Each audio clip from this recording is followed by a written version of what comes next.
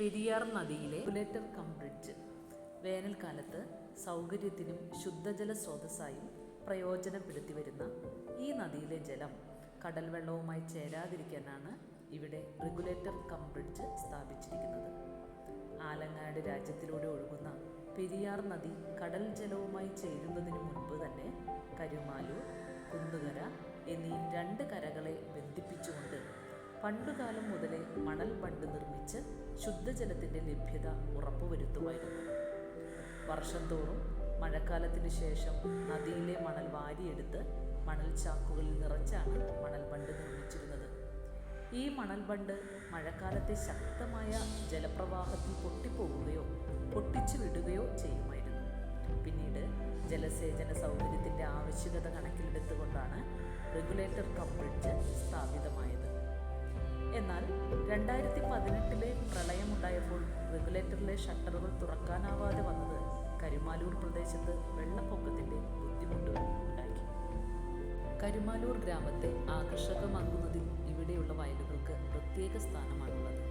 കൊൽക്കത്ത ദൂരത്തോളം പരന്നു കിടക്കുന്ന വിശാലമായ ഈ വയലുകളിൽ നെൽകൃഷി 3 തവണയെങ്കിലും നടക്കുന്നുണ്ട്. കൃഷിയെ പോഷിപ്പിക്കാനായി ഇന്ന് കർഷക സംഘങ്ങളുടെ നേതൃത്വത്തിലാണ് ഇവിടെ കൃഷി നടന്നുവരുന്നത്. കുട്ടികളിൽ കൗതുകമുണർത്തുന്ന ഒരു കാഴ്ചയായിരുന്നു അവർ സന്ദർശിച്ച കരുമാലൂരിലെ പാടശേഖരങ്ങൾ. പച്ച പരവതാനി വിരിച്ച പോലെ കാണപ്പെടുന്ന ഈ പാടശേഖരങ്ങൾ ഇന്നും നെൽകൃഷിയോട് കൂടി തന്നെ നിലനിൽക്കുന്നു എന്ന വസ്തുത കുട്ടികളിൽ കൗതുകമുണർത്തി. നിർമ്മിത്തോട് രാജാക്കന്മാരുടെ കാലത്ത് തന്നെ ഇവിടെ ജലഗതാഗത മാർഗത്തിനായി നിർമ്മിതമായ നിർമ്മിത്തോട് കുട്ടികൾ നേരിട്ട് കണ്ടു. അന്നത്തെ കാലത്ത് വാണിജ്യ ആവശ്യങ്ങൾക്കായി ചരക്കുമായി പോകുന്നതിന് ജലഗതാഗത മാർഗം ആയിരുന്നു ആശ്രയിച്ചിരുന്നത്. പെരിയാറിൻ്റെ 2 കൈവഴികളെ തമ്മിൽ ബന്ധിപ്പിച്ചുകൊണ്ട് നിർമ്മിതമായി രൂപം കൊണ്ട ഒരു കൈത്തോടാണ് നിർമ്മിത്തോട്. ദൂരസ്ഥലങ്ങളിൽ നിന്നുള്ള ചരക്ക് ഈ ജലഗതാഗത മാർഗത്തിലൂടെ കൊണ്ടുവന്ന് അങ്ങാടി കടവിലെത്തിച്ച ശേഷം തലച്ചുമടുമായാണ് ചരക്കുകൾ ഈ ചന്തയിലേക്ക് എത്തിച്ചിരുന്നത്.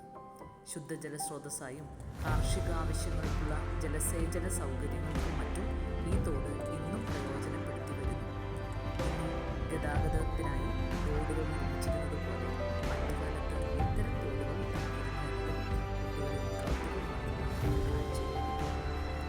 ആലങ്ങാട് ചന്ത രാജാക്കന്മാരുടെ കാലത്ത് തന്നെ ഇവിടെ ഒരു അങ്ങാടി പ്രവർത്തിച്ചിരുന്നു. സാധനങ്ങൾ കൈമാറ്റം ചെയ്യുന്നതിന് വേണ്ടി പ്രവർത്തിച്ചിരുന്ന അങ്ങാടി ഇന്നും ഒരു കച്ചവട കേന്ദ്രമായി നിലനിന്നു പോരുന്നു. ആലങ്ങാട് രാജാവിൻ്റെ നിയന്ത്രണത്തിലായിരുന്നു ആലങ്ങാട് ചന്തയുടെ പ്രവർത്തനം. പിന്നീട് ക്രിസ്ത്യൻ പള്ളിയുടെ അധികാര പരിധിയിലായി. അങ്ങാടി എന്ന പേരിൽ തന്നെ അറിയപ്പെടുന്ന ഈ സ്ഥലവും കുട്ടികളിൽ വളരെയധികം കൗതുകമുയർത്തി. ആലങ്ങാട് ചെമ്പോലക്കളരി ചരിത്രപരമായ സ്ഥലങ്ങളെക്കുറിച്ച് പരാമർശിക്കുമ്പോൾ ആലങ്ങാട് ചെമ്പോലക്കളരിയെക്കുറിച്ചും പ്രസ്താവിക്കേണ്ടിയിരിക്കുന്നു. പുരാതന വാസ്തുവിദ്യയുടെ ഒരു മാതൃകയിൽ പണികഴിപ്പിച്ചിട്ടുള്ള ഈ കളരി ഇന്ന് ചരിത്ര സ്മാരകമായി ആലങ്ങാട് നിലനിൽക്കുന്നുണ്ട്. ശബരിമല ധർമ്മശാസ്താവ് ചെറുപ്പകാലത്ത് കളരി അഭ്യാസത്തിന് വേണ്ടി ചെമ്പോലക്കളരിയിൽ എത്തിയിരുന്നതായിട്ടാണ് ഐതിഹ്യം. സെൻറ് മേരീസ് ദേവാലയം AD 1900 പണികഴിപ്പിച്ച സെൻറ് മേരീസ് ദേവാലയം ചരിത്ര സ്മാരകമായി ഇന്നും നിലനിൽക്കുന്നു. മലയാളത്തിലെ ആദ്യത്തെ യാത്രാ വിവരണ ഗ്രന്ഥമായ വർത്തമാന പുസ്തകം രചിച്ച മാർ ജോസഫ് കുറ്റ്യാറ്റിയുടെ ജന്മദേശമാണ് ആലങ്ങാട്. അദ്ദേഹത്തിൻ്റെ തിരുശേഷിപ്പുകൾ ആലങ്ങാട് സെൻറ് മേരീസ് ദേവാലയത്തിൽ ഇന്നും സൂക്ഷിക്കുന്നുണ്ട്. ചുമടുതാങ്ങി പണ്ടുകാലത്ത് ആളുകൾ ദൂരസ്ഥലങ്ങളിലേക്ക് ചരക്കുകൾ തലച്ചുമടായാണ് കൊണ്ടുപോയിരുന്നത്. ഇടയ്ക്ക് വെച്ച് മറ്റുള്ളവരുടെ സഹായമില്ലാതെ തന്നെ ചുമട് ഇറക്കി വയ്ക്കാനും വീണ്ടും ആ ചുമട് തലയിലേക്ക് ഏറ്റാനും കരിങ്കല്ലത്താണികൾ സ്ഥാപിച്ചിരുന്നു. തിരുവാലൂരിലുള്ള ഈ കരിങ്കല്ലത്താണി ചരിത്രത്തിൻ്റെ ഒരു ശേഷിപ്പായി ഇന്നും നിലകൊള്ളുന്നു. ആലങ്ങാട് കരിമ്പിൻ തോട്ടം ആലങ്ങാട് പ്രദേശത്തിൻ്റെ ചരിത്രപരമായ വസ്തുതകൾ പരാമർശിക്കുമ്പോൾ ആലങ്ങാട്ട് കരിമ്പ് കൃഷിയെക്കുറിച്ച് പറയേണ്ടതുണ്ട്. പണ്ടുകാലത്ത് ഇവിടെ കരിമ്പ് കൃഷിയും ശർക്കര നിർമ്മാണവും വ്യാപകമായിരുന്നു. ഇന്നും കരിമ്പ് കൃഷി ചെയ്ത് ഇവിടെ ശർക്കര ഉൽപ്പാദനവും വിപണനവും സാധ്യമാക്കി വരുന്നുണ്ട്. വർഷങ്ങൾക്കിപ്പുറവും ആലങ്ങാടിൻ്റെ തനിമ നിലനിർത്തിക്കൊണ്ട് ആലങ്ങാടൻ ശർക്കരയുടെ ഉൽപ്പാദനവും നടന്നു വരുന്നു.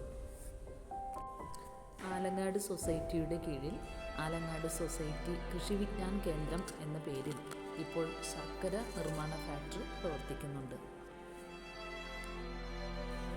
പേർഷ്യൻ കൽക്കുരിശ്. ആലങ്ങാട് ഇടവകയിൽ ഉള്ള ഒരു പുരാതന പേർഷ്യൻ കൽക്കുരിശ് ചരിത്ര സ്മാരകമായി ഇന്നും നിലനിൽക്കുന്നുണ്ട്. പ്രത്യേക രീതിയിൽ അടുക്കി വച്ചിട്ടുള്ള ആ കൽക്കുരിശിന് ഇന്നും ചരിത്ര പ്രാധാന്യമുണ്ട്.